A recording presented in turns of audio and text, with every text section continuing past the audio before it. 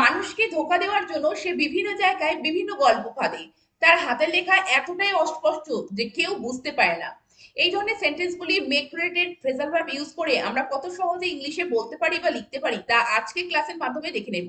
আর আজকের ক্লাসটি খুবই ইন্টারেস্টিং হতে চলেছে, কারণ আজকে আমরা মেক অর্থে, শুধু তৈরি করা অর্থে আমরা মেক এই ওয়ার্ডটিকে ব্যবহার করব না। মেক রিলেটেড বিভিন্ন ফ্রেজাল ভার্ব ইউজ করে আমরা কত ধরনের আমরা সেন্টেন্স তৈরি করতে পারি তা আজকে ক্লাসের মাধ্যমে দেখে নেব। তো আজকে ক্লাসটি খুবই ইন্টারেস্টিং হতে চলেছে, তাই সকলকে বলবো প্রথম থেকে ক্লাসটি মনোযোগ সহকারে করতে। আর আজকে যারা চ্যানেলে প্রথম রয়েছে এবং এখনো অবধি যারা চ্যানেলটিকে সাবস্ক্রাইব করনি, তারা অবশ্যই চ্যানেলটিকে সাবস্ক্রাইব করে প্রতিনিয়ত এই ধরনের ইন্টারেস্টিং ক্লাস করতে থাকো। তো চলো আজকে ক্লাস শুরু করা যাক। দেখো আজকে প্রথমে কোন ফ্রেজাল ভার্বটি রয়েছে, প্রথম ফ্রেজাল ভার্বটি রয়েছে মেক আপ। তো দেখো মেকআপ শুধু যে আমরা কসমেটিক ইউজ করি সেই অর্থে যে মেকআপ আমরা ব্যবহার করতে পারি তা না, মেকআপ আমরা বিভিন্ন ভাবে সেন্টেন্সে ইউজ করতে পারি। তো প্রথমে যে মেকআপটি রয়েছে দেখো, সেটি হচ্ছে মেকআপ ওয়ানস মাইন্ড, অর্থাৎ কেউ কোনো সিদ্ধান্ত নিচ্ছে, কোনো ডিসিশন নিচ্ছে, সেক্ষেত্রে আমরা মেকআপ এই ফ্রেজাল ভার্বটিকে ইউজ করে কিভাবে সেন্টেন্স বলতে পারি। দেখো সে দিল্লিতে চাকরি করার সিদ্ধান্ত নিয়েছিল। তো দেখো এই যে সিদ্ধান্ত, যে কাম টু এ ডিসিশন অর্থাৎ ডিসাইড করা, সেই এই সেন্টেন্সটি আমরা কিভাবে বলতে পারি মেকআপ ইউজ করে। He made up his mind to do a job in Delhi. He made up his mind to do a job in Delhi. তো দেখো মেড আপ অর্থাৎ সিদ্ধান্ত নিয়েছিল, ডিসাইডেড যে সিদ্ধান্ত নেওয়া সেটি না বলে আমরা কিন্তু মেড আপ এই ফ্রেজাল ভার্বটিকে ইউজ করে এই ধরনের সেন্টেন্স বলতে পারি। এবার দেখো মেক আপ। তো মেকআপ দেখো আমরা যখন কসমেটিক ইউজের ক্ষেত্রে আমরা যে মেকআপ কথাটা ইউজ করি, সেক্ষেত্রে আমরা কেমন ধরনের সেন্টেন্স বলতে পারি। বিউটি পার্লারে মুখে মেকআপ করার জন্য ঋতুকে অদ্ভুত লাগছিল। তো সেন্টেন্সটি কিভাবে বলবো। Ritu looked odd for making up her face at a beauty parlour. Ritu looked odd, তো ঋতুকে দেখো অড দেখাচ্ছিল কিসের জন্য। ফর মেকিং আপ, দেখো যে ফর ইউজিং কসমেটিক তার জন্য, for making up her face at beauty parlour. এবার দেখো যে মঞ্চে হাজির হওয়ার আগে অভিনেতাদের মেকআপ করাতে হয়, তো সেক্ষেত্রেও মেকআপ করাতে হয়। তো সেন্টেন্সটি কিভাবে বলবে। Actors have to made up before they appear on the stage. Actors have to made up before they appear on the stage. তো দেখো এই যে দেখো করাতে হয়, তো কাউকে দিয়ে করাতে হয়, সেজন্য have to be made up. তো দেখো এখানে প্যাসিভে করা আছে, সেজন্য এখানে মেড শব্দটি মেকের বি3 ফর্ম মেড করা হয়েছে। তো এখানেও দেখো মেকআপ অর্থে অর্থাৎ কসমেটিক ইউজ করার কথাই কিন্তু এখানে বলা হয়েছে। এবার পরের ফ্রেজাল ভার্বটি দেখো, মেকআপ অর্থে আমরা কিভাবে সেন্টেন্সে ইউজ করতে পারি যখন মেকআপ আ কোয়ারেল বোঝাবে। তো মেকআপ বা কোয়ারেল বোঝাতে যে কোনো কিছু ঝগড়া বা কোনো কিছু অশান্তি সেটা মিটমাট করে দেওয়া বা সমাপ্ত করে দেওয়া, সেক্ষেত্রে এন্ড ইট যদি আমরা বলি, তো সেইভাবে আমরা মেকআপ শব্দটি কিভাবে এই প্রেজেন্ট ভার্বটি ইউজ করতে পারি। দেখো মিতা ও স্মৃতি এতটাই অহংকারী যে তাদের মধ্যে ঝগড়া কেউ মেটাতে পারে না। তো দেখো মেটানো অর্থে, তো মেটানো অর্থে আমরা মেকআপ এই ফ্রেজাল ভার্বটিকে কিভাবে ইউজ করে সেন্টেন্সটি বলবো। Mita and Smriti are so egoistic that the quarrel between them cannot be made up by anybody. Mita and Sriti are so egoistic that the quarrel between them cannot be made up by anybody. তো দেখো এই যে made up মানে and করা অর্থাৎ makeup করা অর্থে এখানে কোয়ারেল মিটমাট করে দেওয়া। তো এখানে এন্ডেড না বলে এখানে কিন্তু এই মেড আপ এই ফ্রেজাল ভার্বটিকে ইউজ করা হয়েছে, এবং ক্যান নট বি যেহেতু আছে সেই জন্য দেখছো এখানে ভি3 মেড আপ এখানে লেখা হয়েছে। এবার দেখো মেকআপ অর্থে আমরা আরো কি কিভাবে মেকআপ এই ফ্রেজাল ভার্বটিকে ইউজ করতে পারি। দেখো to invent something such an excuse or story open in order to deceive. দেখো কাউকে কোনো কিছু প্রতারণার জন্য কোনো কিছু এক্সকিউজ দেওয়া বা গল্প ফাঁদা সেটা তৈরি করার জন্য আমরা কিন্তু এই মেকআপ ফ্রেজাল ভার্বটিকে ইউজ করতে পারি। তো সেন্টেন্স গুলো দেখলে তোমাদের কাছে স্পষ্ট হয়ে যাবে আইডিয়াটা। তো দেখো বন্ধুর জন্মদিনের পার্টিতে যোগদান এড়াতে রাহুল একটি অজুহাত দিয়েছিল।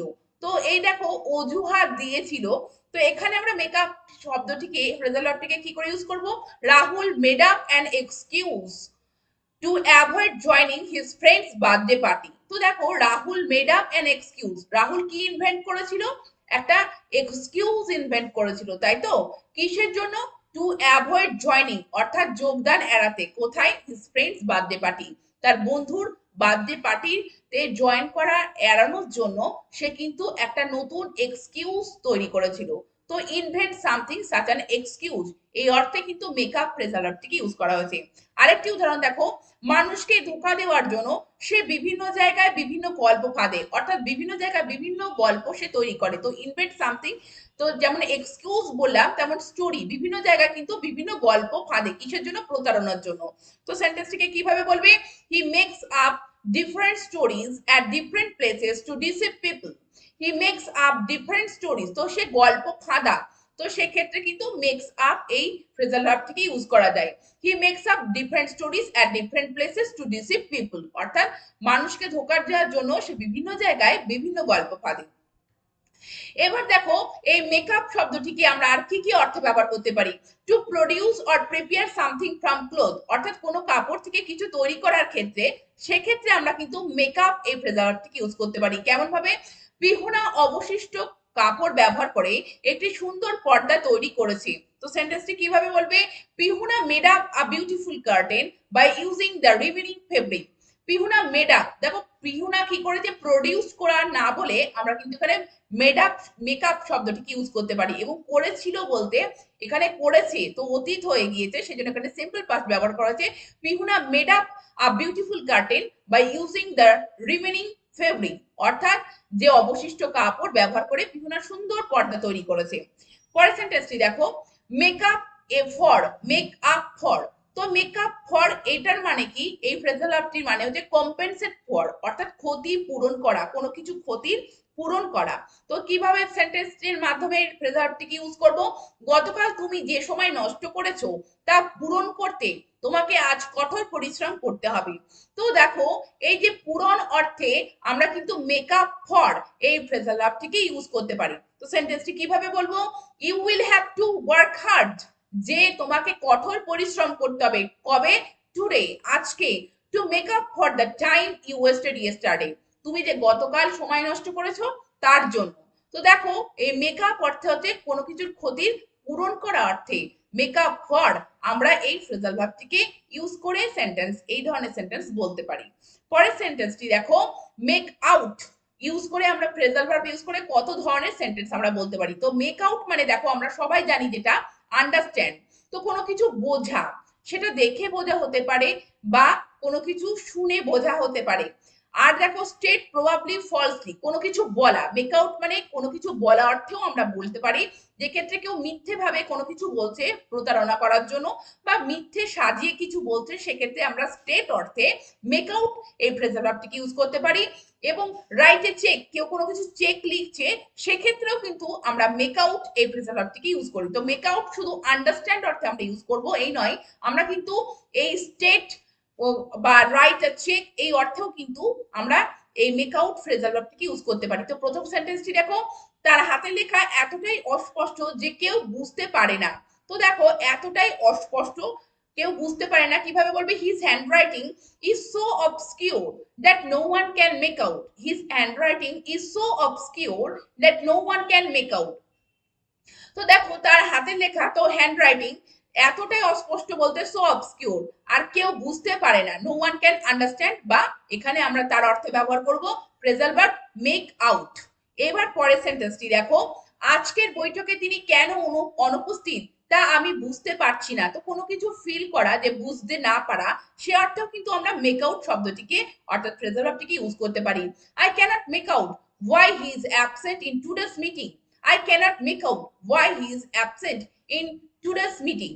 এবার দেখো স্টেট অর্থে এবং রাইট আর চেক অর্থে আমরা মেক আউট ফ্রেজাল ভার্বটিকে কিভাবে সেন্টেন্সে ইউজ করতে পারি। তো দেখো রাতুল সেই ব্যক্তির দ্বারা প্রতারিত হয়েছিল যে নিজেকে মুখ্যমন্ত্রীর আত্মীয় বলেছিল। তো সেন্টেন্সটি কিভাবে বলবে?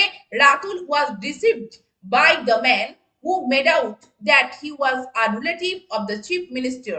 তো দেখো রাহুল প্রতারিত হয়েছিল সেই মানুষটার দ্বারা, সেই জন্য রাহুল ওয়াজ ডিসিভড বাই দ্য ম্যান, যে হু মেড আউট যে বলেছিল, বলা অর্থে এখানে মিথ্যে ভাবে বলা, তো যে বলেছিল that he was a relative of the chief minister, যে বলেছিল যে সে মুখ্যমন্ত্রীর আত্মীয়। তো তো তারপরে সেন্টেন্সটি দেখো, তিনি দরিদ্র মেধাবী ছাত্রদের বৃত্তি প্রদানের জন্য একটি চেক লিখেছিলেন।